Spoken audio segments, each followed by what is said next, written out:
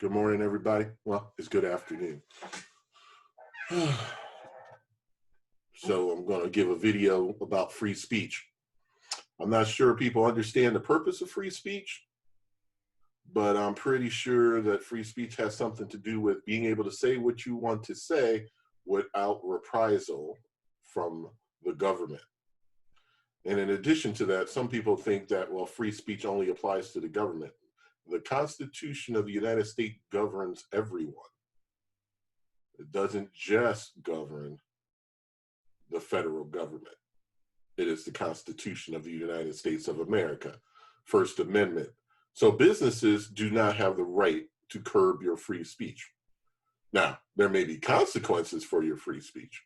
That's a different conversation. But in general, free speech is you should be able to say what you need to say or what you want to say without fear. Because once fear enters the program, then your free speech is being censored. Fear from losing your job, free from people coming to your house, blowing it up or shooting you. Free speech exists for everybody, not just the people who say what you want them to say, because then it's not free speech. You don't need free speech for people who say things you like, right? You need free speech for people who say things you don't like, things that may be offensive, because that is freedom of speech. If we don't have freedom of speech, then how do we always know what the truth is? Because somebody may say something we don't like, that doesn't mean it's not true. So we want to protect the freedom of speech for everybody. There's always going to be limits. You're not supposed to yell fire in a crowded theater where it can cause pain and hurt because you told them something that's false that can lead to damage. You're not supposed to be on television telling people to kill people. That would not be good. That's criminal activity. But if you're talking about ideals, they may be ideals I do not like, but you have the freedom to tell those ideals. I can turn off the television. I don't have to read the newspaper. I don't have to read your book.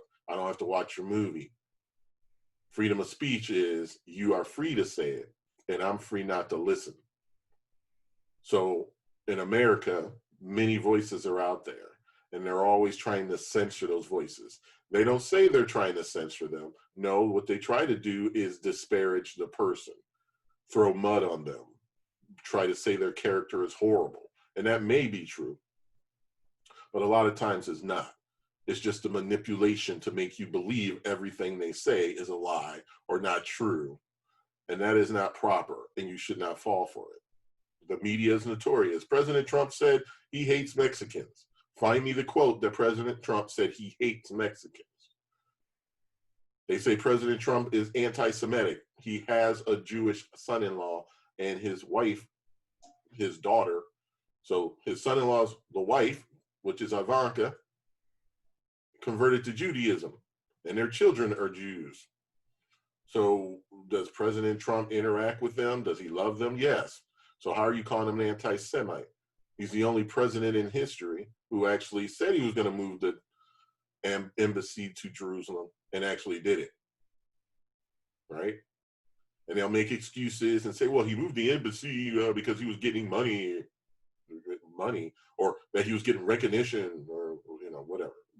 So the other presidents that said they were going to do it, what were they going to get? Making up excuses don't make it true. And that's what they do. They give you a reason. If you think about it, President Trump so far, since he's been in office, if you listen to the mainstream media, has done nothing for America. Literally nothing. I can't even say that about Obama. Right? Didn't like Obama, but he did some good things. Not a lot, just some. So I'm even ready to admit that. Okay? So President Trump has done a lot of great things for America, a lot. And if you're watching media that can't even admit that to themselves, that is what I'm talking about, free speech. I'm not telling you to shut down CNN. I'm not telling you to shut down MSNBC. I am telling you they have the freedom to lie. And you have the freedom to research their lies and find out, are they telling us the truth at all? And if they're not, you have the choice to turn it off. Do not Watch things that you do not like, but do not try to stop it, because that's censorship of freedom of speech. You go on a college campus today, they're trying to stop people from speaking. Students who want to hear these people speak, and they're trying to stop. Public universities, not private. How is that okay? Don't let your friends try to convince you hate speech. Hate speech is just speech you don't like. That's all it is. And it could be bad speech. I hate black people. That's not a good speech. But if you want to say it, what do I care? At least I know you hate black people, so then I can act accordingly. But I shouldn't try to stop you from saying it. That's freedom of speech. But if you say, I want to kill black people, okay, how far are you willing to take it? Are you going to incite other people to kill black people? Just because you want to, that's whatever. But when you say, we should go kill black people tomorrow at 2 o'clock, that's not a good statement. And it could be held as criminal activity, especially if someone goes and does it, right? We have laws that cover those things, but freedom of speech is in our Constitution. So as an American citizen, hold up the Constitution, don't tear it down. Because the day that one person's freedom of speech is offensive, the next day your freedom of speech may be offensive. And then they want to take it from you. America's about freedom. That's what America's about. And that means we have to be free to do the things that we don't do. Signing off. Have a good day. And remember, freedom of speech is a good thing, even when we don't like what people say. Freedom of speech, the ability to express yourself, it's a cherished idea, as well it should be. Most of us who live in liberal Western democracies think of it as a basic human right. People have fought and died for it. But now we may be in danger of losing it. The threat is not coming from without, from external enemies, but from within. A generation is being raised not to believe in freedom of speech, but rather that they should have freedom from speech they dislike. This is a threat to both pluralism and democracy itself. We see this in Europe, where sensitivity-based censorship attempts to ban anything deemed hateful or even just hurtful, and to ban criticism of religion, especially Islam. But the United States, despite its strong constitutional protections in the Bill of Rights, is far from immune from the rising trend of suppression of speech, or what is sometimes called political correctness. This is especially true at America's colleges and universities, the place where our future leaders are educated and where you'd expect speech to be the most free. Highly restrictive speech codes are now the norm on campus, not the exception. According to a study by my organization, the Foundation for Individual Rights in Education, FIRE, 54% of public universities and 59% of private universities impose politically correct speech codes on their students. And thanks to recent Department of Education guidelines, 100% of colleges may adopt speech codes in the coming years. How bad is it? At a public campus in California on Constitution Day in 2013, a student who also happens to be a decorated military veteran was told he could not hand out copies of the Constitution to his fellow students. The objection from the university was not ideological.